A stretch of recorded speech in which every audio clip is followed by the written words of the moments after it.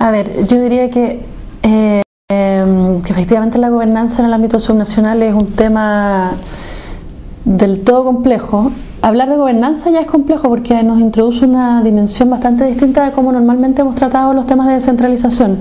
Nosotros tendemos a hablar más bien de reformas institucionales en términos legales, financieros, administrativos.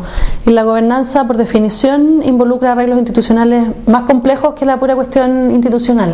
Involucra diversos actores y eso es un tema clave que introduce, yo creo, una complejidad importante en términos de desafío para la política pública.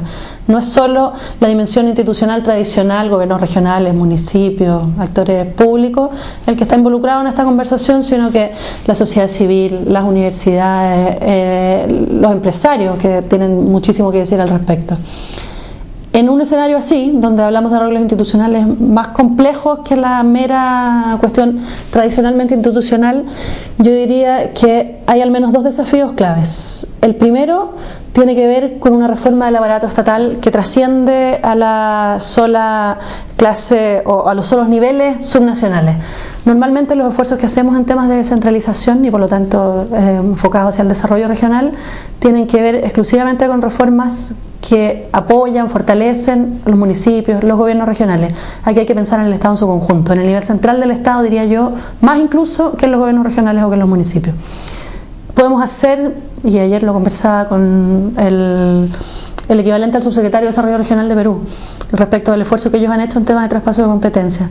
Podemos hacer esfuerzos importantes en traspasar competencias, mayores atribuciones al gobierno regional, pero si el aparato público sectorial sigue operando de manera sectorial y como opera hasta hoy, el cambio en materia de política pública o de gestión regional va a ser prácticamente invisible. Y ese es un acuerdo no menor que requiere un consenso político importante para hacer una reforma de la envergadura que se requiere. En el debate chileno de lo que se ha hablado es una ley marco de distribución competencial que involucra por lo tanto a todos los niveles del Estado. Podría pensarse también en el contexto de una discusión de una nueva constitución, pero efectivamente es una reforma del Estado de marca mayor.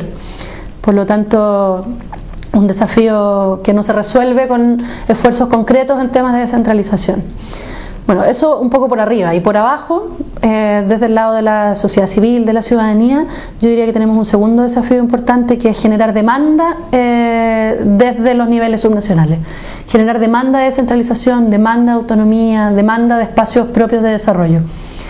Decíamos que la gobernanza tiene que ver con arreglos institucionales no exclusivamente públicos, digamos, sino que involucran y articulan un conjunto de actores, y desde esa perspectiva hoy día tenemos un actor bastante débil en la formulación de propuestas o de demanda de centralización. Nos tendemos nosotros mismos a reír respecto de que el proceso de centralización en Chile es más bien impulsado desde el nivel central que por demanda de las regiones, y eso es toda una rareza respecto de los esfuerzos en estas materias en otros países. Así que yo te diría que desde esos dos lados, digamos, o sea, un desafío para la política pública a nivel central, de mirar el proceso de una manera distinta, que es un cambio institucional, pero que implica más que solo mirar desde el territorio, que implica efectivamente pensar en las instituciones de forma distinta, y un desafío tal vez más complejo todavía, que es en el fondo de generar demanda y capacidad, masa crítica, articulaciones en los territorios por un desarrollo más endógeno y autónomo.